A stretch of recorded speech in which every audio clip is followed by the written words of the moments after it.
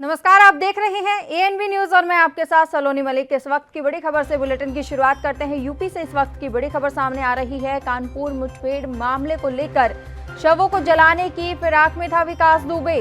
चौराहे पर पुलिसकर्मियों के शव जलाने का प्लान था विकास दुबे का। आपको बता दें कि विकास दुबे का साथी दयाशंकर अग्निहोत्री गिरफ्तार कर लिया गया है। विकास दुबे पर इनाम की राशि 1 लाख रुपए कर दी गई है।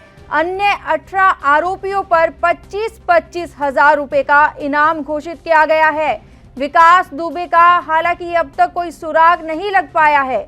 इस वक्त की बड़ी खबर आपको बता रहे हैं, यूपी के कानपुर में मुठभेड़ जो हुई थी पुलिसकर्मी और गैंगस्टर विकास दुबे को लेकर मामला जो सामने आ रहा है। आपको बता दें कि उसमें शवों को जलाने की फिराक में था विकास दुबे। चौराहे पर पुलिसकर्मियों के शव जलाने का प्लान था। विकास दुबे का साथी दयाशंकर अग्निहोत्री गिरफ्तार हो चुका है। ये पहली गिरफ्तारी हुई है। विकास दुबे पर इनाम की राशि 1 लाख रुपए। आपको बता दें कि अन्य 18 आरोपियों पर 25-25 हजार रुपए का इनाम घोषित किया गया है। हालांकि अभी तक गैंगस्टर विकास दुबे का कोई सुराग नहीं लग पाया है। आपको बता दें कि पुलिस वालों की हत्या की खबर मिलने के बाद जब पुलिसकर्मी वहां पहुंचे तो पुलिस वालों के शव एक के ऊपर एक पड़े हुए थे। सभी शवों को जलाने के लिए घर में मौजूद ट्रैक्टर से तेल निकाला जा रहा था। तभी पुलिस की दूसरी टीम मौके पर पहुंच गई। गैंगस्टर विकास दुबे गुरुवार रात की घटना के बाद से ही फरार है, लेकिन इस दौरान पुलिस जांच में कई महत्वपूर्ण खुलासे हो रहे हैं। आपको बता दें कि कानपुर में विकास दुबे जो मुठभेड़ हुई थी विकास दुबे की पुलिस के साथ और पुलिसकर्मी शहीद हुए थे, ऐसे में अब पहली गिरफ्तारी कर ली गई है। विकास दुबे का साथी दयाशंकर अग्निहोत्री गिरफ्तार कर लिया गया है।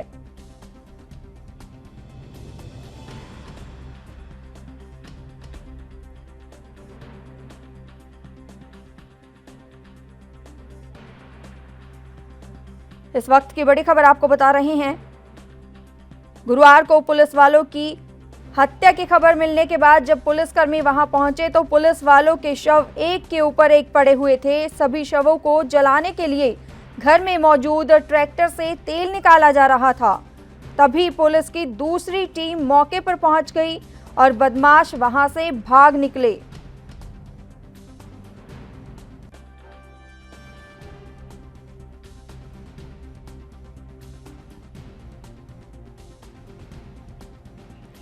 इस वक्त की बड़ी खबर आपको बता रहे हैं,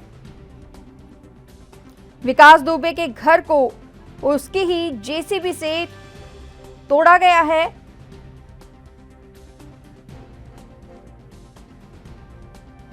इस वक्त की बड़ी खबर आपको बता रहे हैं, विकास दुबे का एक साथी दयाशंकर अग्निहोत्री को गिरफ्तार कर लिया गया है।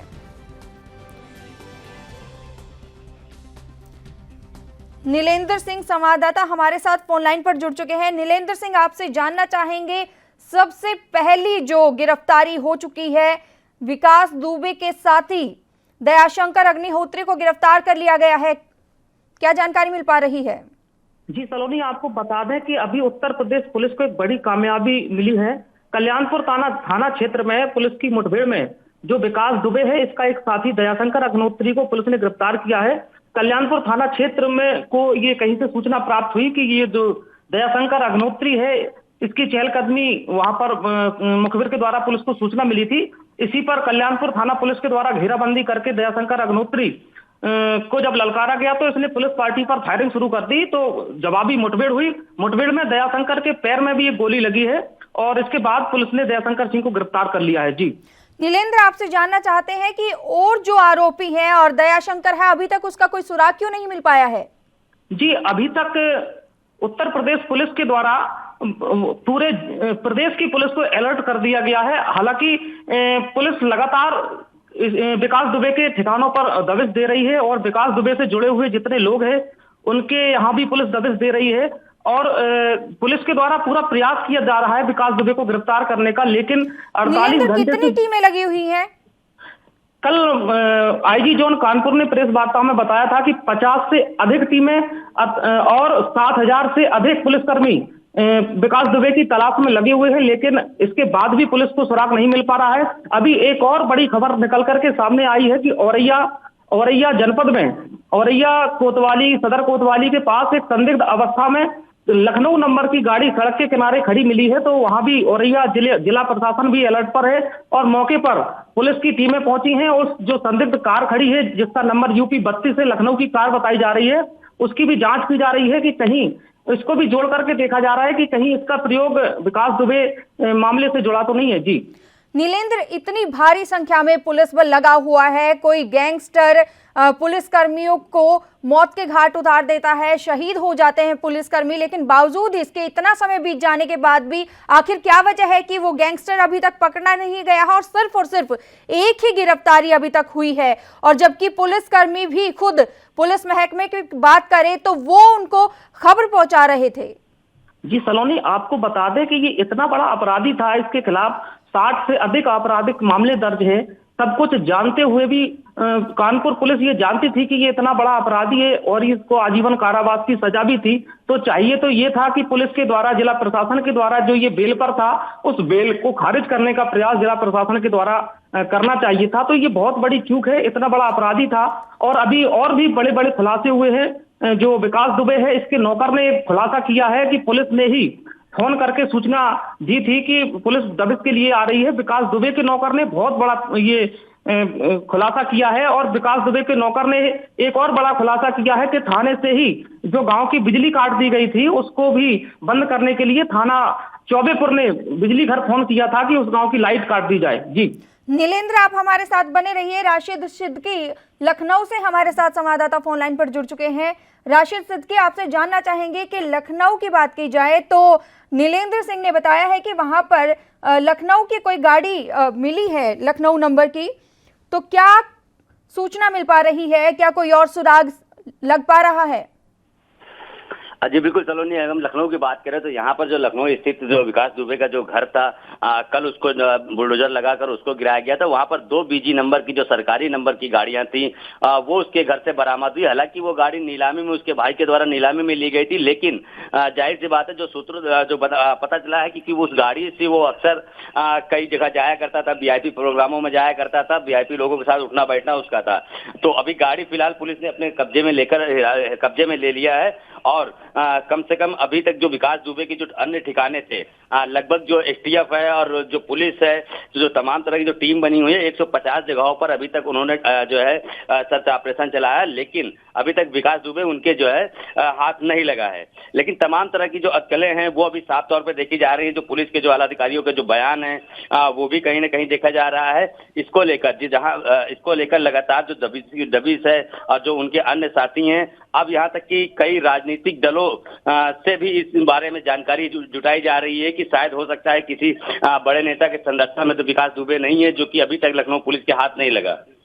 राशिद, आपसे जानना चाहेंगे कि तेल डालकर भी शवों को जलाने की कोशिश की जा रही थी, इतना बड़ा प्लान बन जाता है, लेकिन कानों कान प्रशासन को खबर तक नहीं लग पाती ही है, गांव वाले कुछ नहीं बताते हैं, आखिर क्या वजह थी?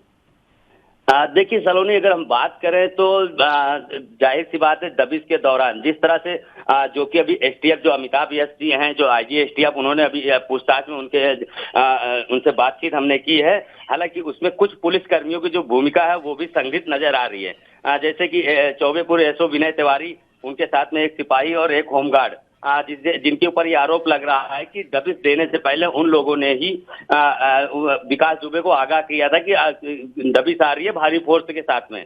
तो कहीं ना कहीं इन चीज को इनको देखकर भी जांच पड़ताल शुरू है। और दूसरी बात यह है कि वहां पर जिस गांव में दबिश देनी थी वहां की पूरी लाइट काट दी गई थी। तो ये पूरी एक सोची समझी साजिश के तहत ये सारा कारनामा हुआ है। और जो दबिश देने वाली पुलिस गई थी, जो एसपी, जो सीओ गए थे, जो इंस्पेक्टर गए थे, जो यानी किसी को कानों कान खबर नहीं थी कि उनके ही लोग उनके पीछे षड्यंत्र कर उनको आगे कर रहे हैं, जिसका खामियाजा आज 8 पुलिसकर्मी को शहादत के नाम पर देखा जा सकता है। इसको लेकर के एक भारी चूक या हम मानेंगे या एक विभाग के अंदर ही कहीं ना कहीं गड़बड़ी मानेंगे। और शायद यही कारण है कि जो कि इतना लेट हो रहा है कि अभी अपराधी उनके हाथ नहीं चढ़ पा रहा है। इसको लेकर अब कहीं ना कहीं जो डीजीपी को अब एक सख्त कदम उठाना चाहिए और लगातार जो इस तरह के महकमे में जो इस तरह के दागदार और इस तरह के गंदे लोग हैं उनको तुरंत तत्काल बाहर निकालना चाहिए, वरना जिस तरह की जो घटनाएं हुई हैं वो जाहिर सी बात है वो अब थमेगी नहीं, क्योंकि लगातार वो बढ़ती जाएगी और अपराधी इसी तरह खुलेआम घूमते रहेंगे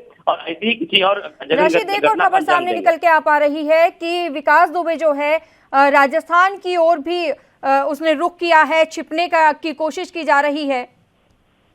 जी बिल्कुल, अभी जो जिस तरह से जो इनपुट निकल के जो आ रहा है वो लगातार जो एसटीएफ की सारी टीमें लगातार लगी हुई है, तो उनमें कहीं ना कहीं इनपुट मिल रहा है कि राजस्थान की तरफ वो जाया गया। लेकिन अभी हम अटकलों को इन सूचनाओं को अभी हम पुख्ता नहीं कर सकते, क्योंकि अगर राजस्थान से निकल जाए, अगर यहाँ से अगर उत्तर प्रदेश से वो निकल के राजस्थान पहुंच रहा है तो ये उत्तर प्रदेश पुलिस के लिए बहुत ही शर्मनाक है, क्योंकि उत्तर प्रदेश के अंदर इतनी बड़ी घटना हो गई और एक अपराधी बड़े आसानी से राजस्थान अगर पहुंच रहा है तो ये भी कहीं ना कहीं एक उत्तर प्रदेश पुलिस के ऊपर बहुत बड़ा सवालिया निशान लगेगा, क्योंकि अगर वो उत्तर प्रदेश से निकल जाता है तो जाहिर सी बात है इसको लेकर अभी ना ही तो कोई अधिकारी अभी बोलने को तैयार है। लगातार हमने एडीजी येलो है प्रशांत कुमार से बातचीत करना चाहा, उन्होंने भी इस पर जवाब नहीं दिया। इस बात में बात करनी चाहिए कि अभी जाहिर सी बात है बोलने की स्थिति में नहीं है, लेकिन लगाई जा रही है कि वो राजस्थान वहां पर है, लेकिन टीम जो है वो लगातार उनको सत्यापन कर रही है और लगातार दो टीमें हैं वो राजस्थान के लिए निकल भी चुकी हैं। राशिद सिद्दीकी, बहुत बहुत धन्यवाद हमारे साथ जुड़ने के लिए और ये तमाम जानकारी देने के लिए। नीलेंद्र सिंह, आपके पास आना चाहेंगे। विकास दुबे पर 1 लाख रुपए का इनाम रखा गया है और इसी के साथ ही 18 आरोपियों पर 25-25 हजार रुपए का इनाम रखा गया है।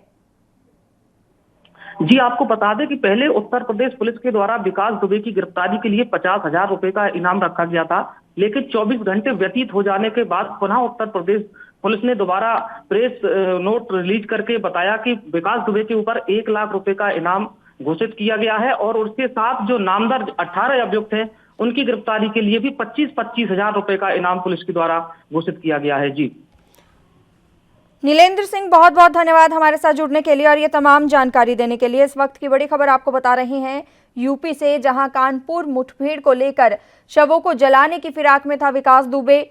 चौराहे पर पुलिसकर्मियों के शवों को जलाने का प्लान बनाया गया था और आपको बता दें कि विकास दुबे का एक साथी दयाशंकर अग्निहोत्री गिरफ्तार कर लिया गया है। ये बहुत बड़ी कामयाबी मिली है। हालांकि अभी तक विकास दुबे का कोई भी सुराग नहीं मिल पाया है। विकास दुबे पर इनाम की राशि 1 लाख रुपए बढ़ा दी गई है और इसी के साथ ही जो अन्य उसके साथी थे 18 जो आरोपी थे उन पर भी 25-25 हजार रुपए का इनाम घोषित कर दिया गया है।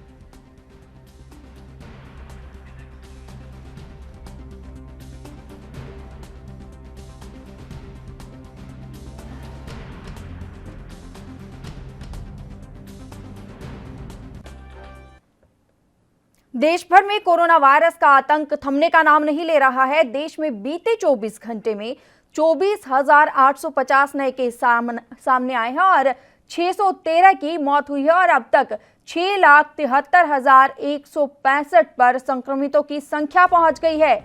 देश में अब तक 19,268 लोग कोरोना वायरस के चलते अपनी जान गंवा चुके हैं। हर रोज कोरोना वायरस की रफ्तार बढ़ रही है। महाराष्ट्र, दिल्ली में मामले सबसे ज्यादा हैं। इस वक्त की बड़ी खबर आपको बता रहे हैं।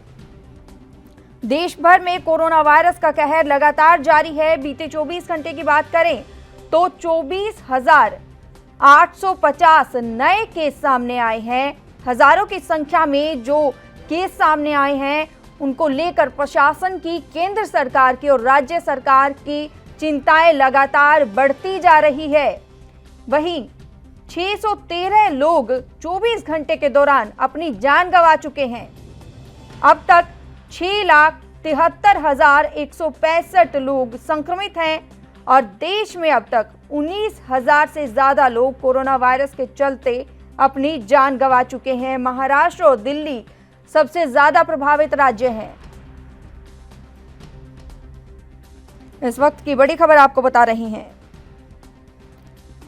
हालांकि आपको बता दें कि 40,983 लोग स्वस्थ भी हुए हैं।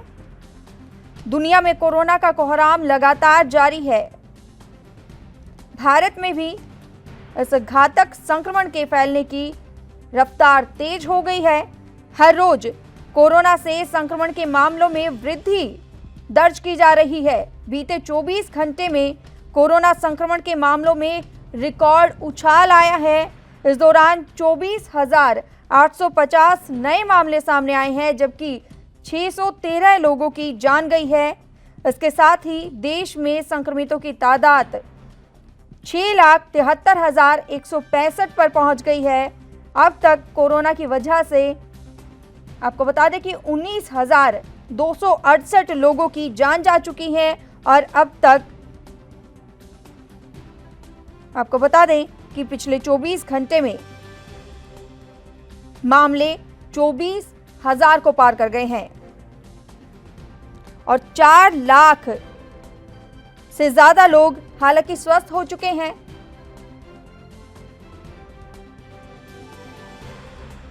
इस वक्त की बड़ी खबर आपको बता रहे हैं। देश भर में कोरोना वायरस का कहर लगातार जारी है और कोरोना वायरस की रफ्तार को फैलने से रोकने के लिए ही लॉकडाउन लगाया गया है और लॉकडाउन की अब अनलॉक 2 की प्रक्रिया लगातार जारी है। ऐसे में रियायतें दी गई है अर्थव्यवस्था को पटरी पर लाने के लिए।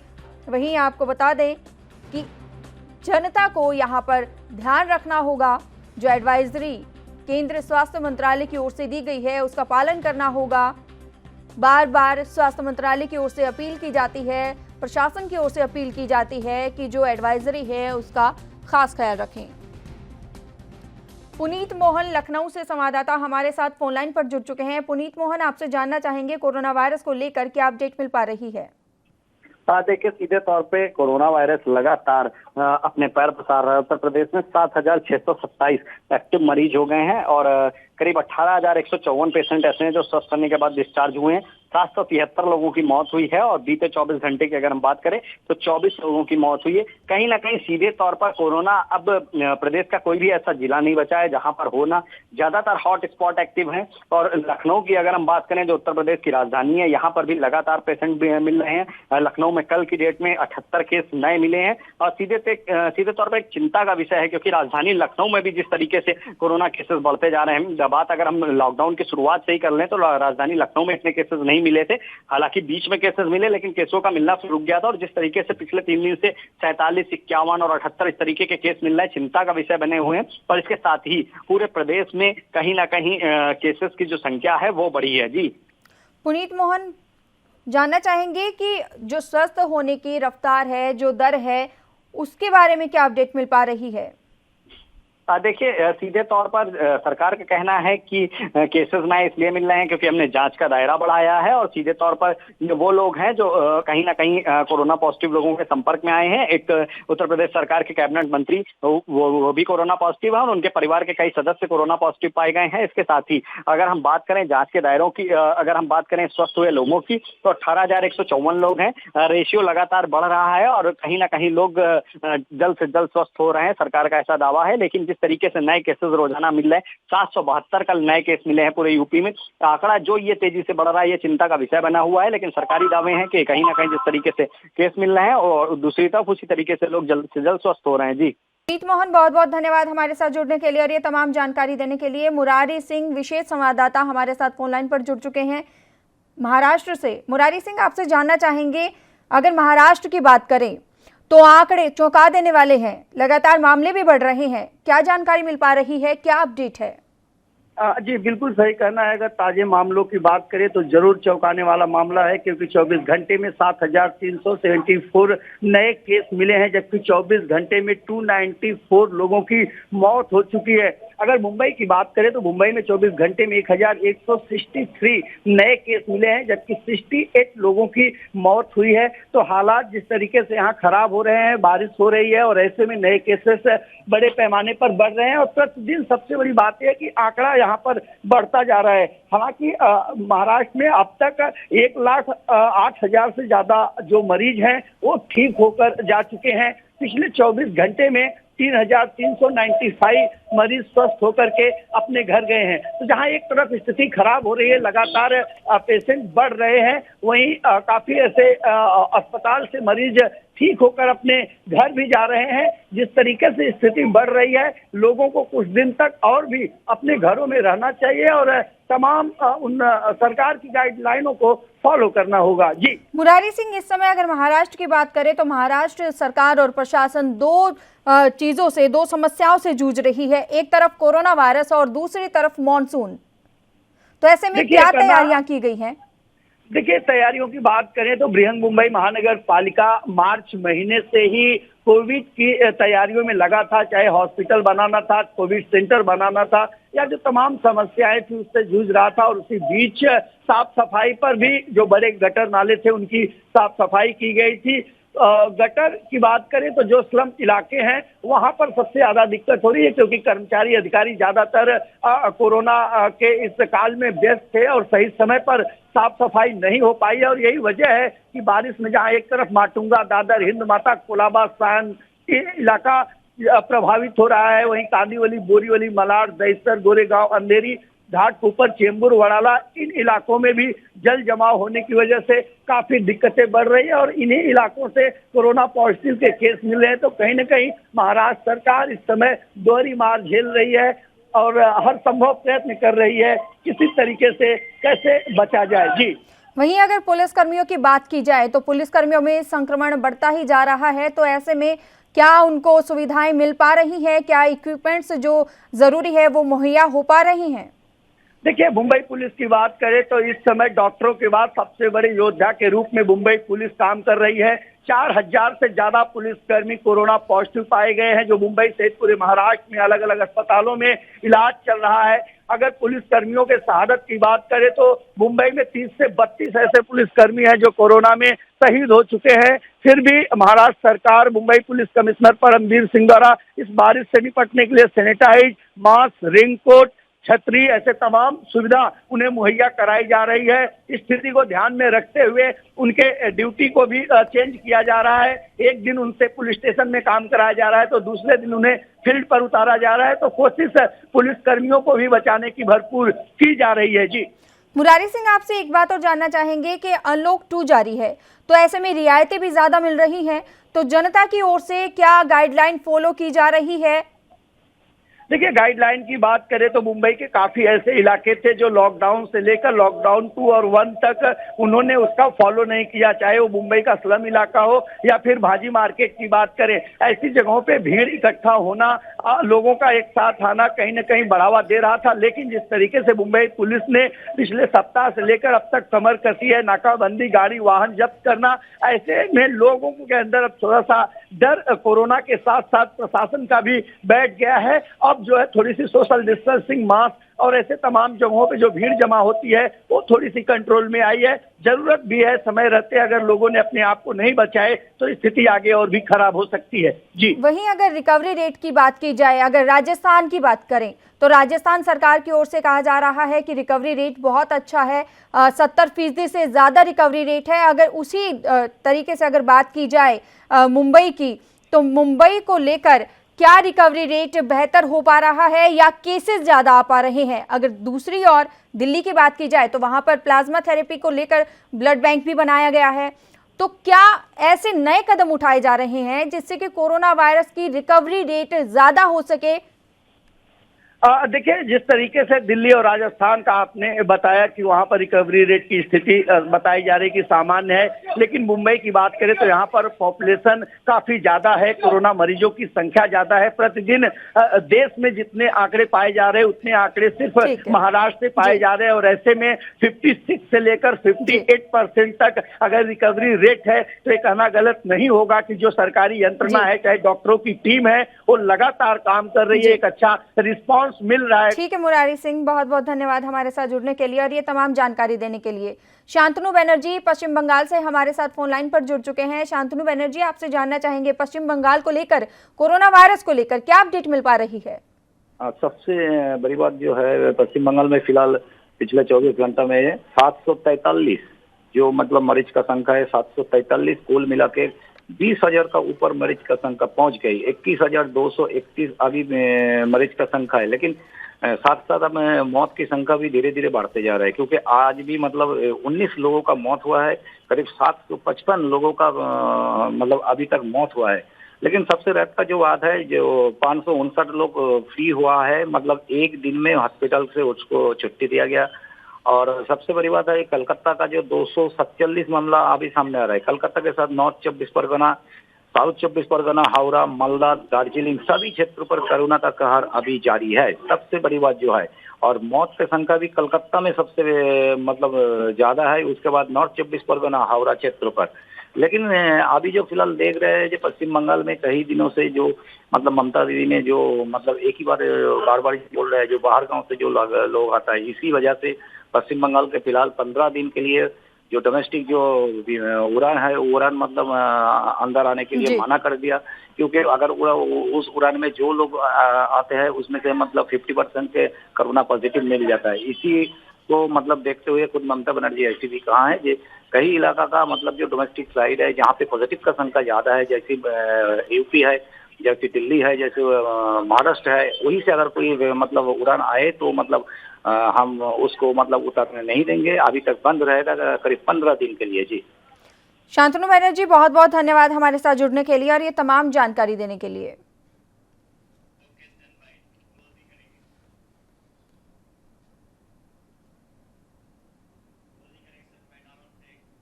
इस बुलेटिन में मेरे साथ इतना ही। देश और दुनिया की तमाम खबरों के लिए बने रहिए एएनबी न्यूज के साथ। नमस्कार।